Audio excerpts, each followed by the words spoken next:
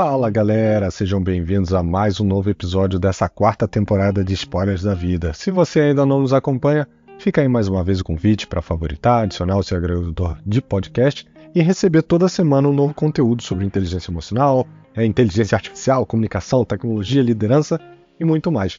E nesse 24º episódio, eu vou falar sobre o bode na sala. Provavelmente você já deve ter ouvido essa expressão, mas será que você sabe de onde ela surgiu? E existem aí várias versões desse conto popular, então não se preocupe se a versão que você conhece, que você já ouviu, é diferente da que eu vou falar. O importante aí é a moral dessa história.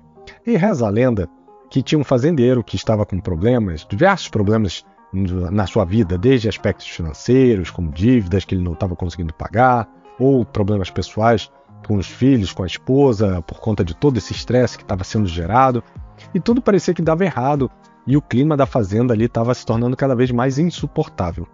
E todo mundo tinha alguma coisa para reclamar, seja o próprio fazendeiro, seus filhos, a esposa, até seus empregados vinham para reclamar daquele ambiente.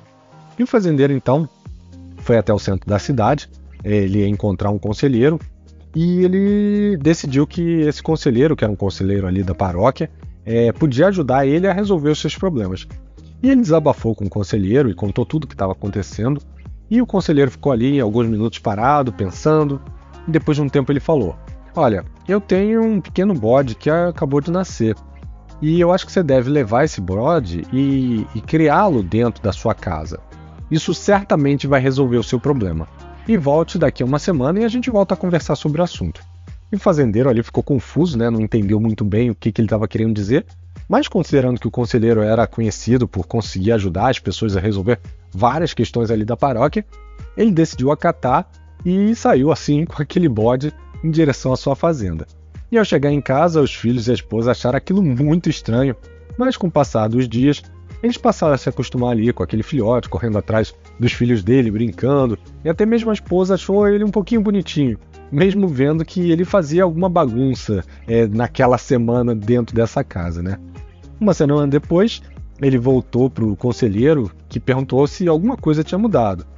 E aí o fazendeiro disse: "Olha, nessa última semana, realmente as coisas parecem ter ficado um pouco mais calmas com a minha família.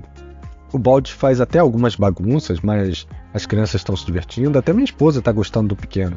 E o que eu faço agora?" E o conselheiro virou para ele e falou: "Olha, agora o bode é seu, continua a cuidar dele, e vamos fazer o seguinte, volta aqui daqui a 2 meses para a gente conversar novamente."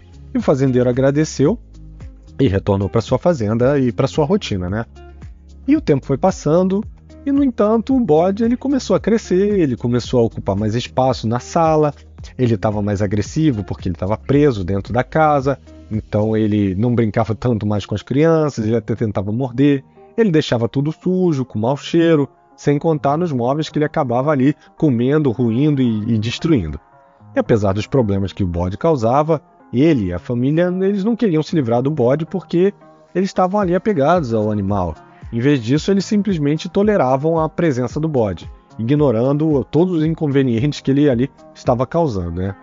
E como resultado, a sala da casa se tornou um lugar desconfortável, com mau cheiro, e a própria destruição dos móveis fazia com que as pessoas não quisessem mais ficar ali. Então, depois de 2 meses, o fazendeiro voltou ao conselheiro e já estava dizendo: "Olha, não dá mais para aguentar com o bode, a gente já não convive mais junto, não convive mais em paz, não frequenta mais a nossa sala, as coisas pioraram muito." E aí o conselheiro disse para ele então faz o seguinte, traz o bode de volta e deixa ele aqui na paróquia da cidade, que ele vai ter utilidade, e isso vai resolver o problema que você está tendo. E volta daqui a uma semana para me dizer o que aconteceu."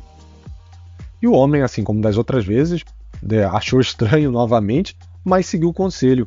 E uma semana depois ele estava de volta, e dessa vez a sua fala era bem diferente. O fazendeiro chegou sorridente, respondendo que estava muito bem, e que a vida de todos melhorou, sem aquele bode na sala, sem o problema que ele estava causando para toda a família. E a família voltou a conviver em harmonia, até os negócios pareciam começar a prosperar normalmente, E ele agradeceu muito o conselheiro, que no final das contas não tinha feito nada.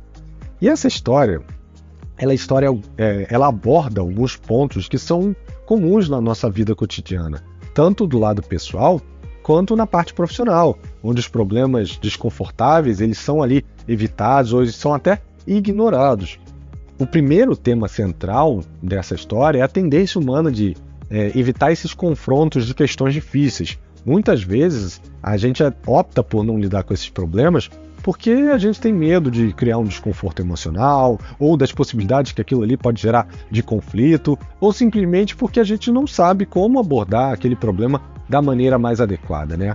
E ao permitir que esse bode fique ali na sala, que ele permaneça, as pessoas acabam negligenciando a importância de enfrentar e resolver esses problemas. E essa negligência, ela pode resultar em consequências negativas mais a longo prazo, né? Porque os problemas não resolvidos, eles tendem a se acumular e se intensificar como se fosse uma bola de neve, né? Negativando aí os relacionamentos, a nossa própria saúde mental, a qualidade de vida, como aconteceu ali.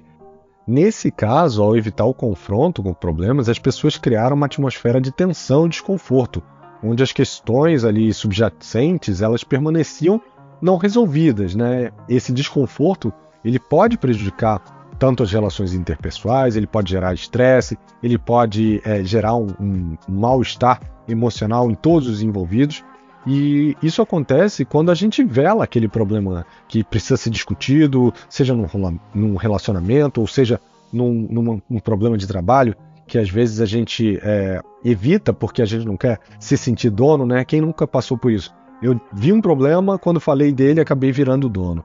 Mas uma coisa é fato, se ele não for tratado em um momento qualquer, ele vai feder como um bode. E esses assuntos principais da história do bode, eles são relevantes e trazem aí o desafio da gente refletir sobre a importância de enfrentar de frente os problemas, de desenvolver habilidades que sejam necessárias, como comunicação eficaz, solução conjunta de problemas, construir relacionamentos saudáveis, buscar ambientes mais harmoniosos, tudo isso está relacionado. E para quem não conhecia a expressão, ela é frequentemente usada para destacar a importância de abordar esses problemas de forma direta, em vez de evitar ou jogar ali para debaixo do tapete, né? Mas conhecendo agora a história, o que a gente pode pensar que pode nos ajudar a lidar com esse tipo de situação? Bom, lidar com esse bode na sala, ele já é difícil, né? Ele requer ali que você tenha uma disposição, uma coragem de enfrentar esse determinado problema, porque nem sempre é simples. E eu vou deixar aqui o que eu acho que são 5 tendências, 5 passos que podem te ajudar a lidar com essa situação de forma mais simples. O primeiro dele é reconhecer e nomear o problema, ou seja, identificar o bode na sala e ter clareza sobre qual é o problema ou a questão que precisa ser evitada. Quando a gente nomeia esse problema, você está trazendo à consciência o que é essencial para tratar desse determinado problema. O segundo ponto é cultivar a comunicação aberta e honesta. Uma vez que o problema é reconhecido, é crucial promover uma comunicação honesta, criar um espaço seguro onde as pessoas envolvidas possam expressar suas preocupações, os seus sentimentos, os seus pontos de vista, e aí praticar a escutativa, evitar os julgamentos, ter empatia para que vocês consigam promover aí uma troca que seja construtiva, que as pessoas possam trazer as suas ideias. O terceiro ponto é enfrentar o desconforto e buscar soluções. Às vezes a gente foca muito no problema, mas não foca nas soluções, né? Lidar com o bode ali na sala, ele pode envolver aí alguns confrontos ou alguns desconfortos emocionais.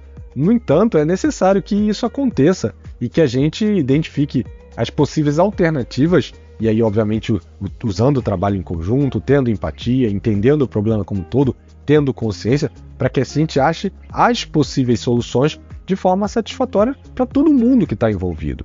Então isso é muito importante. O quarto ponto é estabelecer limites saudáveis. É claro que as soluções vão ter mais simples, algumas mais complexas, mas durante esse processo a gente tem que definir claramente o que é aceitável e o que não é, respeitando os limites pessoais, garantindo aí que todo mundo que está envolvido ou que é impactado por esse problema seja tratado com respeito e consideração. No trabalho a gente vê muitas vezes que os problemas às vezes são resolvidos com um desgaste, né, com uma sobrecarga, com um gasto de energia muito grande e às vezes eles até direcionados, né, Alguém vai ter que se sobressair, que trabalhar mais, que fazer hora extra, que cumprir alguma coisa pesada para que aquele problema seja resolvido. Então aqui a gente está falando sobre estabelecer limites que sejam saudáveis para todo mundo. E o último ponto é buscar ajuda externa, caso seja necessário, né? Em alguns casos, às vezes um mediador, um profissional especializado nessa resolução de conflitos, de problemas, pode ajudar. Ou pode ser também uma pessoa neutra, que não esteja envolvida nesse problema. Ela pode sim trazer aí perspectivas mais imparciais e ajudar a encontrar uma solução mais eficaz.